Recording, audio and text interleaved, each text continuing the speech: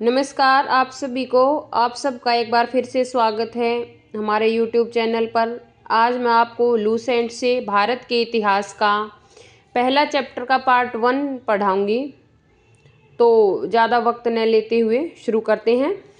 जो है भारत के सबसे पहले नाम जान लेते हैं कि भारत को किन किन नामों से जाना जाता था या फिर जाना जाता। एक तो भारतवर्ष बोलते हैं, जम्बू द्वीप, ईरानी लोग हिंदू बोलते हैं, वो सिंधु से जो है इसको जोड़ते थे, सिंधु नदी से, तो वो हिंदू बोलते थे।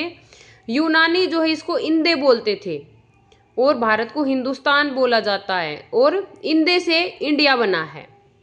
इतिहास को जो है 3 भागों में बांटने का श्रेय किसको जाता है? क्रिस्टोफ सेलियरस को। तो आज हम वेदों के बारे में पढ़ेंगे। चारों वेदों में जो है हमारे इतिहास के बारे में क्या क्या बताया गया है। तो वेद के जो संकलन करता हैं वो है वेद व्यास।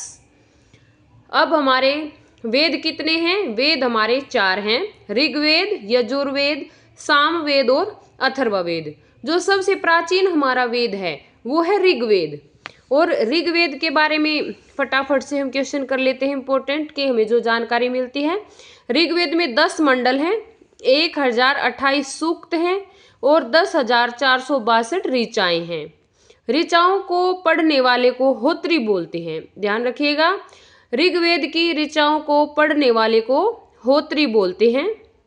और गायत्री मंत्र का वर्णन भी ऋग्वेद में मिलता है और ये 3रे मंडल में है। सोम देवता के बारे में भी ऋग्वेद में ही बताया गया है और इनका वर्णन 9वें मंडल में है। और जो है इसकी हस्तलिखित जो ऋचाएं हैं वो 8वें मंडल में हैं और उनको बोलते हैं खिल। क्वेश्चन आ सकता है कि ऋग्वेद की हस्तलिखित ऋचाएं उनको क्या बोलते हैं? उनको बोलते हैं खिल और ये 8वें मंडल में है। और ऋग्वेद का जो सबसे बड़ा मंडल है वो है 10वां मंडल। और 4 वर्णों के बारे में, 4 वर्ण कौन से? ब्राह्मण, क्षत्रिय, वैश्य और शूद्र। इसके बारे में भी जिक्र जो है ऋग्वेद में 10वें मंडल में किया गया है। और ऋग्वेद में एक शब्द अधन्य, मतलब जो वध करने योग्य ना हो, इसको किससे के संबंध में जोड़ा गया है? इसको जोड़ा गया है गाय के संबंध में। वामन अवतार के बारे में आप लोगों ने सुना होगा। वामन अवतार का वर्णन भी जो है ऋग्वेद में मिलता है। इंद्रदेव के लिए ऋग्वेद में 250 ऋचाएं हैं और अग्निदेव के लिए 200 ऋचाएं हैं। तो ये था हमारा ऋग्वेद। अब आगे चलते हैं। अब नंबर आता है यजुर्वेद का। यजुर्वेद का जो है 6 स्वर पाठ व बलि के मंत्र इसमें मिलते हैं। और यजुर्वेद के पाठकर्ता को बोलते हैं अध्वर्यु। ध्यान रखिएगा, ऋग्वेद के जो ऋचाओं को बोलने वाले को तो बोलते हैं होत्री, और जो है यजुर्वेद के पाठकर्ता को बोलते हैं अध्वर्यु। और इसमें यजुर्वेद में बलिदान की विधि का भी वर्णन किया गया है। क्वेश्चन आ जाए कि बलिदान की विधि का वर्णन कौन से वेद में किया गया है? तो ये किया गया है यजुर्वेद में। गद्य व पद्य दोनों भागों में है।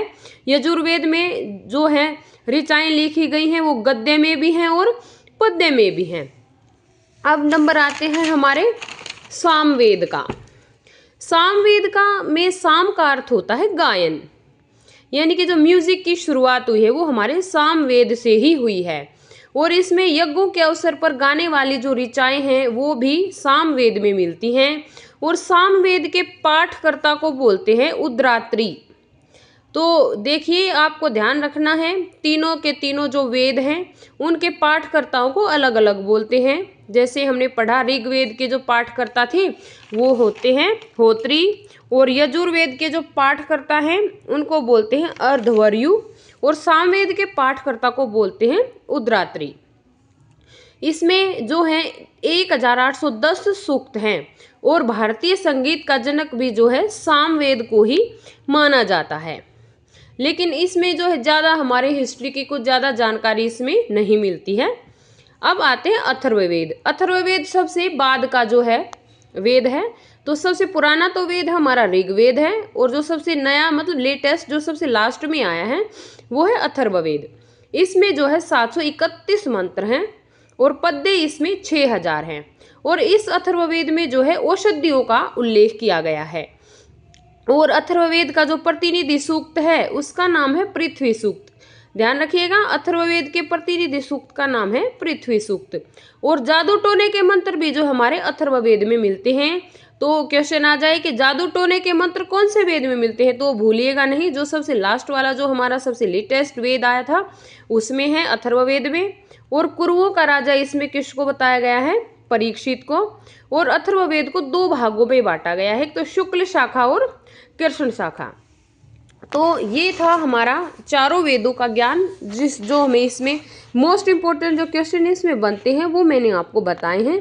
आगे का दूसरा भाग मैं आपको कल पढ़ाऊंगी। आशा करती हूँ कि आपको जो है ये अच्छी लगी होगी वीडियो, आपको अच्छे से समझ में आया होगा। तो कृपया करके हमारे चैनल को सब्सक्राइब कीजिए, चैनल को शेयर भी कीजिए, और जो है आपको वीडियो अच्छी लगी हो, नॉलेजेबल लगी हो तो लाइक कीजिए, कमेंट कीजिए और शेयर कीजिए। Thank you.